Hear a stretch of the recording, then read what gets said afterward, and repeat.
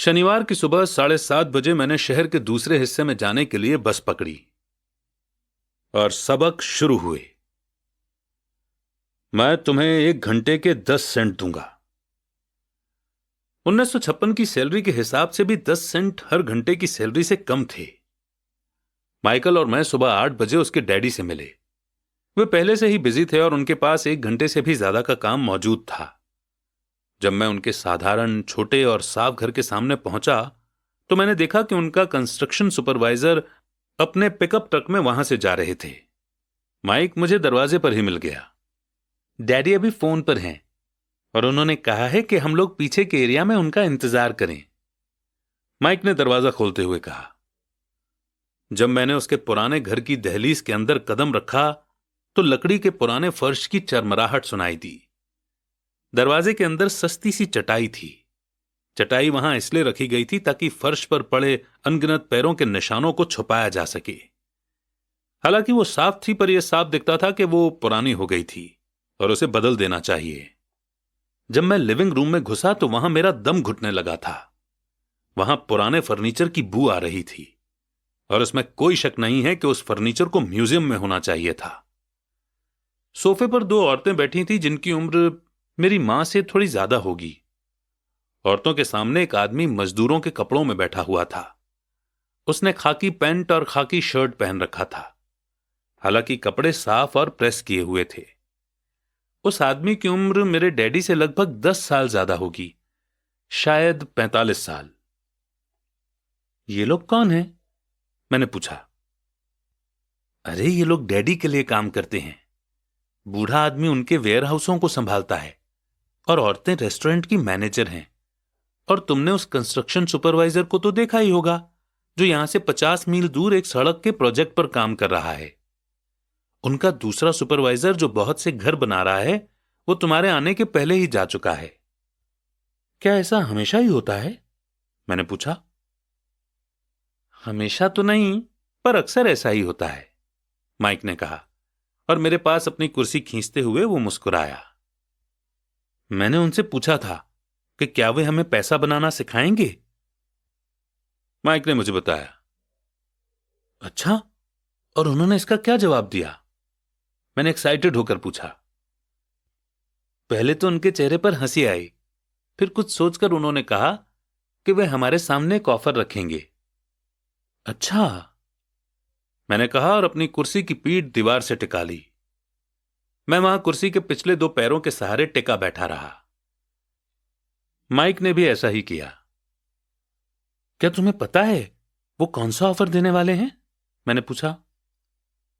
नहीं, पर हमें जल्दी ही इसका पता चल जाएगा।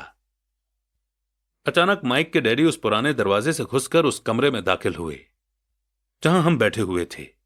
माइक और मैं अपने पैरों पर कूद गए।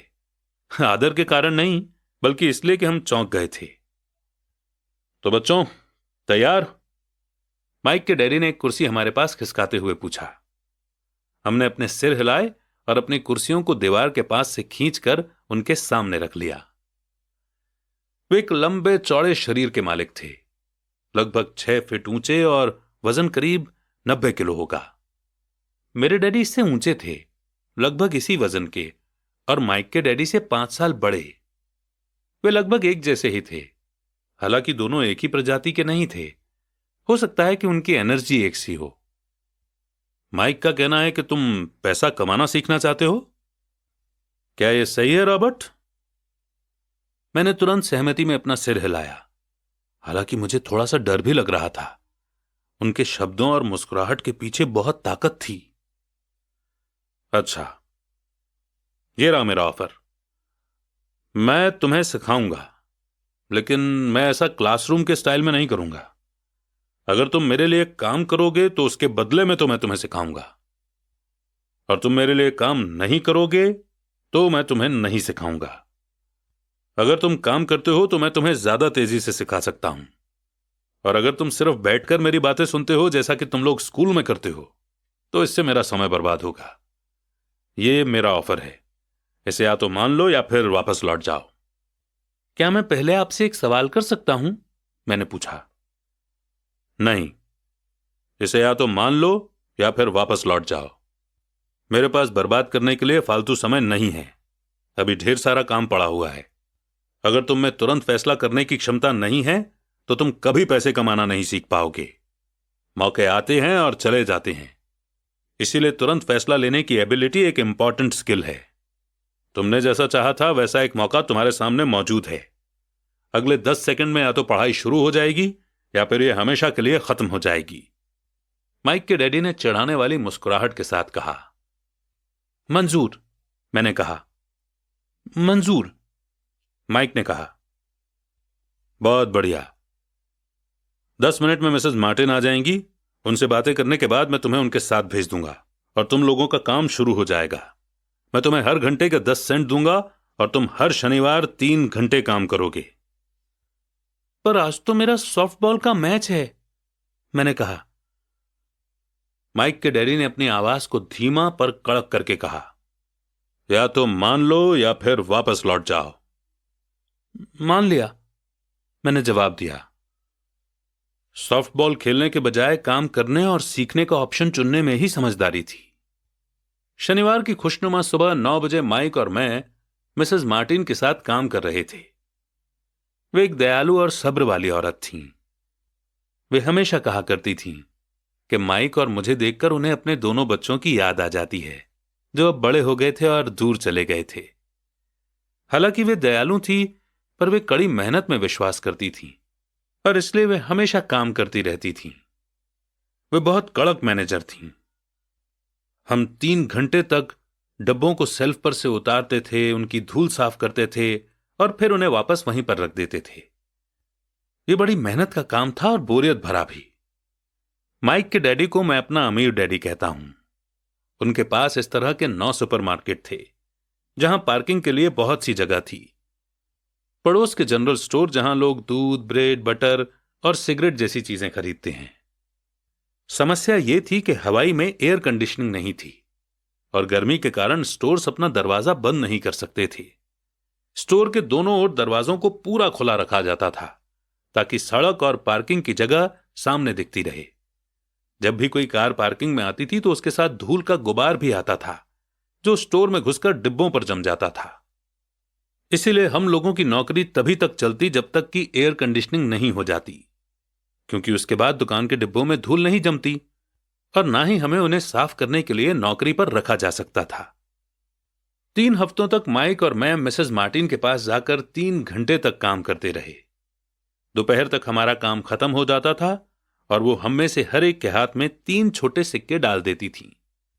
उस समय 50 के दशक में भी 9 साल की उम्र में 30 सेंट कमाने में कोई खास खुशी नहीं होती थी। तब कॉमिक्स की कीमत 10 सेंट हुआ करती थी, इसीलिए मैं अपनी कमाई को कॉमिक्स पर खर्च कर देता था और घर लौट जाता था। चौथे हफ्ते के बुधवार तक मैंने काम छोड़ने का मन बना लिया था। मैं सिर्फ इसलिए काम करने को तैयार हुआ था क्योंकि मैं माइक के डैडी से पैसा कमाना सीखना चाहता था। इसलिए मैं 10 सेंट हर घंटे की गुलामी कर रहा था।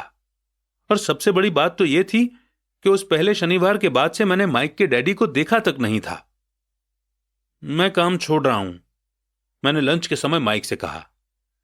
स्कूल लंच बड़ा निराशा से भरा हुआ था। स्कूल भी बोरिंग था और अब तो मेरे पास शनिवार भी नहीं थे जिनका मैं इंतजार कर सकूं। पर 30 सेंट के कारण मुझे धक्का पहुंचा था। इस बार माइक मुस्कुराया। तुम किस बात पर हंस रहे हो? मैंने गुस्से और चिढ़ते हुए पूछा। डैडी ने कहा था कि ऐसा ही होगा। उन्होंने कहा था कि जब तुम काम छोड़ने का फैसला कर लो तब वे तुमसे मिलना चाहेंगे। क्या? मैंने गुस्से में पूछा। क्या वो मेरे बोर हो जाने का इंतजार कर रहे थे? कुछ कुछ, माइक ने कहा। मेरे डैडी जरा अलग किस्म के हैं। उनका सिखाने का तरीका तुम्हारे डैडी के पढ़ाने के तरीके से बिल्कुल अलग है। तुम्हारे मम्मी डैडी बहुत बातें करते हैं, दूसरी तरफ मेरे डैडी बहुत कम बोलते हैं। तुम सिर्फ इस शनिवार तक इंतजार कर लो, मैं उन्हें बता दूंगा कि तुमने काम छोड़ने का फैसला कर लिया है। इसका मतलब यह है कि मेरे साथ नाटक खेला गया है? नहीं, ऐसा नहीं हुआ है, पर शायद हो सकता है। डैडी शनिवार को इसके बारे में समझाएंगे। शनिवार को लाइन में लगकर इंतजार करते हुए मैं उनका सामना करने के लिए तैयार था। यहां तक कि मेरे असली डैडी भी उनसे नाराज थे। मेरे असली डैडी, जिन्हें मैं गरीब डैडी कहता हूं, ये मानते थे कि अमीर डैडी चाइल्ड लेबर कानून को तोड़ रहे थे और इस पूरे मामले की जांच होनी चाहिए। मेरे पढ़े लिखे गरीब डैडी ने मुझसे यह कहा कि मैं सही सैलरी मांगूं, हर घंटे के कम से कम 25 सेंट। मेरे गरीब डैडी ने मुझसे कहा कि अगर मेरी सैलरी नहीं बढ़ती तो मुझे तुरंत जॉब छोड़ देनी चाहिए, और वैसे भी तुम्हें उस घटिया काम की कोई जरूरत नहीं है, मेरे गरीब डैडी ने झल्लाकर कहा।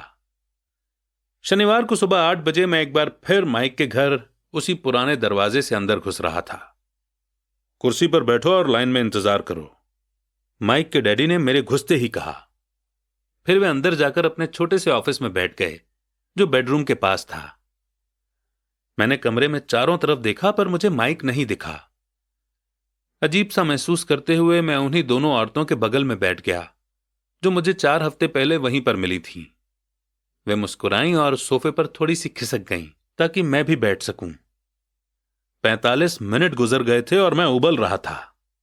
दोनों औरतें उनसे मिलकर तकरीबन 30 मिनट पहले वहां से जा चुकी थीं। एक बूढ़ा सा आदमी वहां 20 मिनट तक बैठा और फिर वो भी चला गया।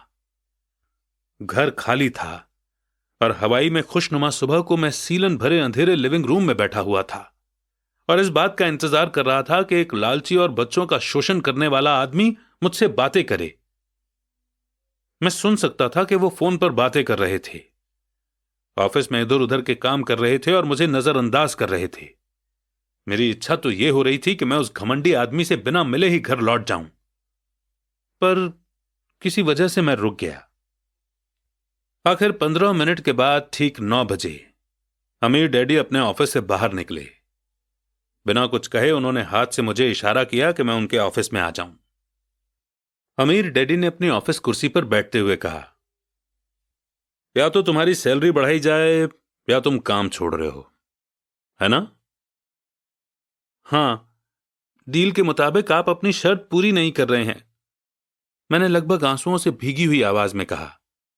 9 साल के बच्चे के लिए एक बड़े आदमी का सामना करना बहुत ज्यादा डरावना था। आपने कहा था कि अगर मैं आपके लिए काम करूंगा तो मुझे आप पैसा कमाना सिखाएंगे। अपनी तरफ से मैंने आपके लिए काम किया है, मैंने कड़ी मेहनत की है। इस काम के लिए मैंने अपने बेसबॉल गेम की भी कुर्बानी दी है और अब आप अपने वादे से मुकर रहे हैं। आपने मुझे कुछ भी नहीं सिखाया है। आप धोखेबाज हैं, जैसा शहर के सभी लोग कहते हैं। आप लालची हैं, आप सिर्फ पैसा कमाना चाहते हैं और अपने एम्प्लॉयज का बिल्कुल ध्यान नहीं रखते। आपने मुझे इतनी देर तक बाहर बिठाए रखा और मेरी जरा भी इज्जत नहीं की। मैं एक छोटा सा बच्चा हूं और आपको मेरे साथ इससे बेहतर बर्ताव करना चाहिए था। अमीर डैडी अपनी कुर्सी पर पीछे झुक गए। अपने हाथों को ठुड्डी तक लाकर उन्होंने मुझे घूरा। ऐसा लग रहा था जैसे वो मुझे एनालाइज कर रहे थे। बुरा नहीं है। 1 महीने से भी कम समय में तुम वही भाषा बोल रहे हो जो मेरे ज्यादातर एम्प्लॉय बोलते हैं। क्या? मैंने पूछा। मैं समझ नहीं पा रहा था कि वे क्या कह रहे थे और इसलिए मैंने अपना दुखड़ा रोना चालू रखा। मुझे लगता था कि आप अपने वादे पर कायम रहेंगे और मुझे कुछ सिखाएंगे। इसके बजाय आप तो मुझ पर अत्याचार करना चाहते हैं। यह तो जुल्म है, सरासर जुल्म। मैं तुम्हें सिखा तो रहा हूं, अमीर डैडी ने धीमी आवाज में कहा। आपने मुझे क्या सिखाया है? कुछ भी नहीं। एक बार मैं चंद सिक्कों में काम करने के लिए तैयार हो गया, उसके बाद तो आपने मुझसे बात तक नहीं की। 10 सेंट हर घंटे के लिए। मैं आपकी शिकायत गवर्नमेंट से करूंगा। हमारे देश में भी चाइल्ड लेबर कानून है। आप तो जानते ही हैं कि मेरे डैडी गवर्नमेंट के लिए काम करते हैं। शाबाश। अब तुम उन ज्यादातर लोगों की भाषा बोल रहे हो जो कभी मेरे लिए काम करते थे। वे लोग या तो जिन्हें मैंने नौकरी से निकाल दिया है या जिन्होंने खुद मेरी नौकरी छोड़ दी है। तो इस बारे में आपको क्या कहना है? और मुझे यह लग रहा था कि कम उम्र के बावजूद मैं बहादुरी से बातें कर रहा था। आपने मुझसे झूठ बोला। मैंने आपके लिए काम किया और आपने अपना वादा पूरा नहीं किया। आपने मुझे कुछ भी नहीं सिखाया। कौन कहता है कि मैंने तुम्हें कुछ नहीं सिखाया है? मेरे अमीर डैडी ने शांति से कहा। मैंने 3 हफ्ते तक काम किया और इस बीच आपने सिखाना तो दूर रहा, मुझसे कभी बात तक नहीं की।